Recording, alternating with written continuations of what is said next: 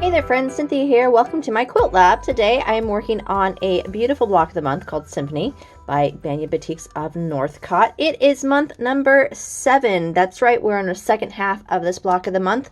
Let's dive in and see what month 7 is all about. Let's go. Alright, so month 7 is the 4 patch. You know, when we did that 9 patch a couple months back and I said it was the easiest block? Well, I lied. This is the easiest block. It's a 4 patch, just 4 little bitty blocks. I will say up front though, on this page there is a little typo. At the top of the page it says you're making 4, but you're only making 3. You're only making one of the 3 different color selections. You can see here I've already done 7B and 7C. That's month 7, the second one, and month 7, the third variation. So I've saved the first variation for us to do on camera, and it's pretty easy. So I'm just going to throw out a couple of tips here right at the beginning. Before you cut any of your fabric, give everything a nice press, because often batiks can have a lot of wrinkles in it. So you want to make sure you give it a nice press before you cut anything. Make sure you have a new blade put in your rotary cutter. Every time I put in a new blade, I'm like, why did I wait so long? So don't be like Cynthia. Replace those blades. And cut everything nice and neat. And let's just jump in and talk about what we're doing.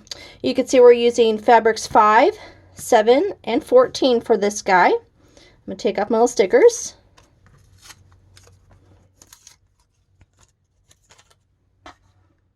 There we go. And it's simple. We're just going to first piece these together in rows, and then we're going to put the whole thing together in one last seam. So that's just 3 seams, 1, 2, and 3. And since it's a short video, I'm going to take some close-up pictures of when I go to do these seams so I can give you some tips and tricks. But let me just show you the back side of one of them real quick while we're here. This is B. You can see I've pressed towards the darker fabric, which in this case is fabrics 7 and 14. So I'm pressing away from 5. And then I opened up that last seam, that middle seam, only because it felt like I had a little less bulkage there in the center. And I actually did it this way and then that way. It doesn't matter. Let's look at C.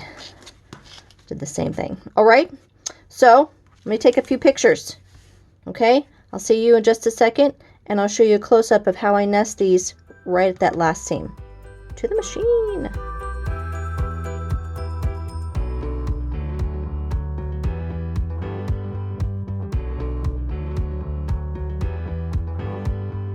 Okay, so there's my 2 rows.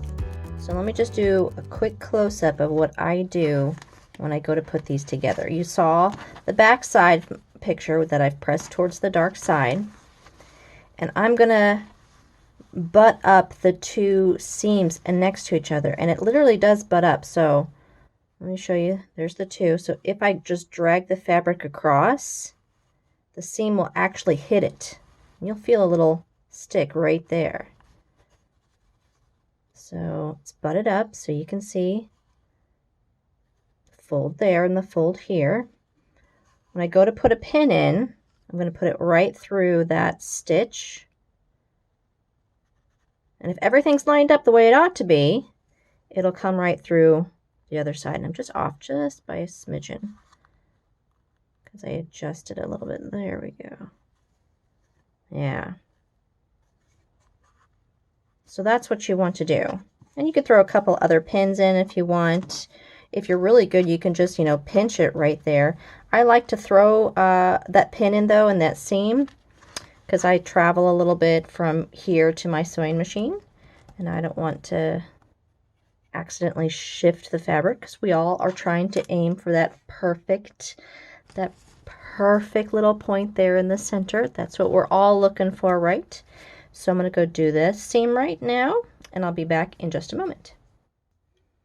All right, there's that last seam. Easy peasy, guys. And like I said earlier, I do like to open that seam up just because it's a little flatter there in the center. And speaking about flatness, I haven't ever talked about this before, but I do use a couple of the wood block clappers. You'll see these a lot in apparel sewing as well. You'll press your seam and you put the block on it, and it just like sucks that heat up and really sets that seam super quick, and also that little weight helps make that seam a little bit flatter. So I'll be honest, I was skeptical at first, but I love my clapper so much that I have a 2-foot long one as well for my big border seams. Love it. This is just a couple of tips. Remember, you're making 3 versions of this cute little 4-patch. Easy month, so knock these 3 out, and I will see you next month for month number 8 in the Symphony block of the month. Thanks for joining me, and as always, keep quilting. Bye-bye.